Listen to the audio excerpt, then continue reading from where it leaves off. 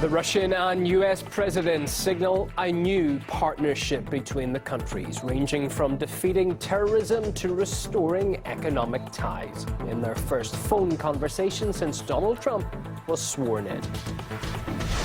In the stories that shaped the week, a glimmer of hope for war-torn Syria. A ceasefire-monitoring mechanism is agreed during peace talks in Kazakhstan that brought together the Syrian government and the armed opposition. Also, did you know that misfire had occurred? Well, I have absolute faith in our Trident missiles. Did you know? There are tests that take place all the time. the British Prime Minister refuses to say whether she was aware of a missile test failure shortly before MPs voted on whether to renew Britain's nuclear deterrent last year.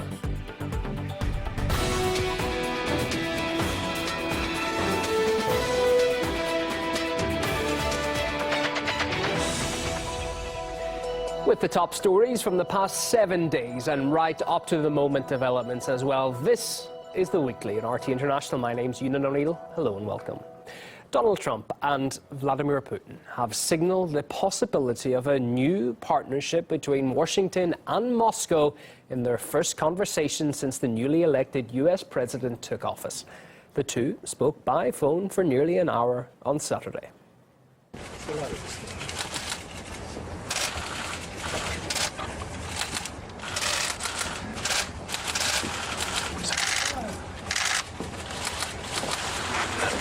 According to a Kremlin statement, the presidents agreed on the need for an equal partnership between the United States and Russia and pledged to fight together to defeat international terrorism.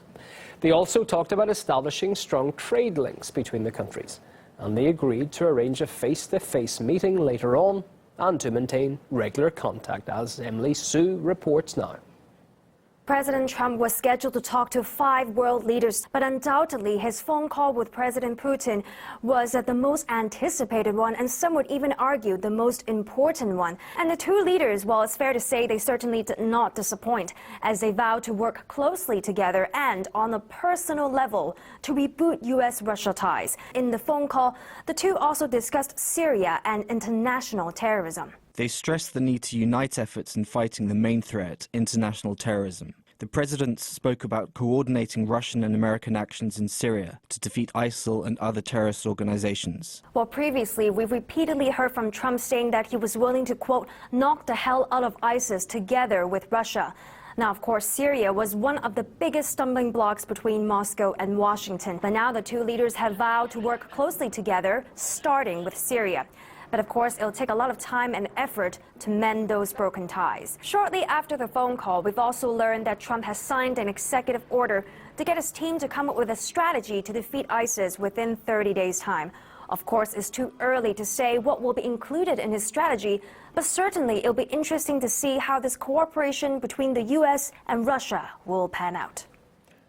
The White House has released a statement describing the phone conversation as a significant start to improving relations between the two nations. We heard from retired U.S. Army General Paul Vallely, who believes the wide range of issues discussed shows a move towards better ties.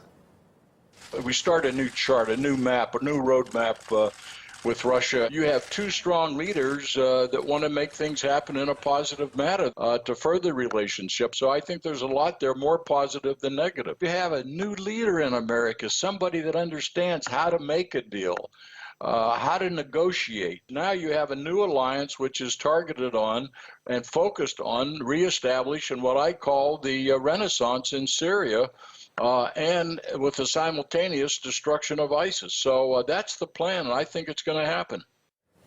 Well, as we heard earlier, following the phone call with his Russian counterpart, Donald Trump signed an executive order for the Pentagon to draw up a new strategy to defeat the terrorist group Islamic State.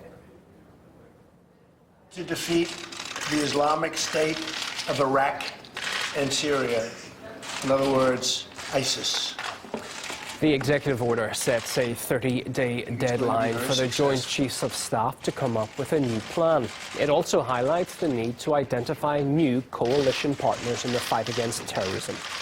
Well, despite the positive overtones following the call between the presidents, several figures in Trump's own administration seem to see things differently. I would consider the principal threats to start with Russia. Russia today poses a danger. Russia has reasserted itself aggressively. President Trump, to his credit, I think, has made good on his promise to attempt better relations with Russia. And in that, he has virtually the entire Washington against him. His own party, so much against him. The Democrats are against him. Even many of the people in his own cabinet are against him. So he certainly deserves some credit for reaching out to President Putin. Well, domestically, Donald Trump continues to face resistance. His immigration ban has sparked chaos in several U.S. airports.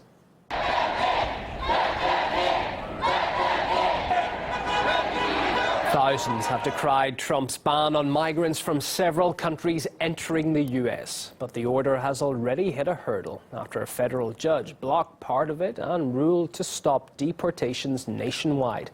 More on that later in the program. A glimmer of hope was seen in the Syrian conflict this week. Peace talks in the capital of Kazakhstan brought the conflicting parties to the same table. In Astana for us, Nadira. A trilateral mechanism to observe the ceasefire. But why is it so important? Well, for a start, frenemies Iran and Turkey are on the same team. They're working together, putting aside all their differences, all for the sake of finding peace in Syria, despite tensions in the past.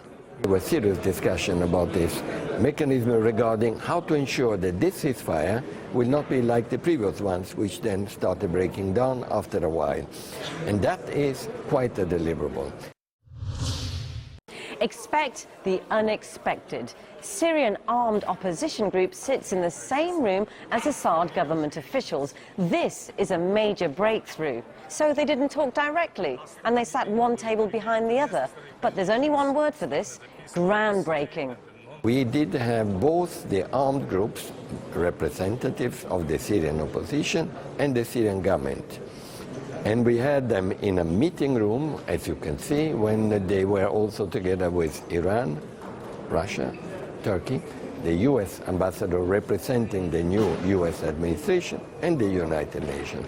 Quite even, and you know, in politics, in diplomacy, form becomes substance.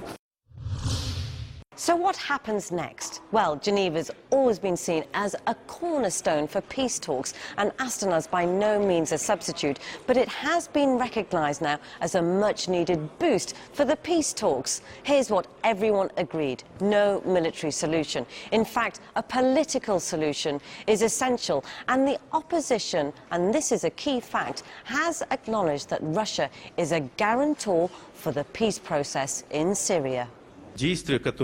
Actions initiated by the Russian Federation and backed by Iran and Turkey also found support with Syrian militant groups who have realized that they might be left behind if they don't join the process.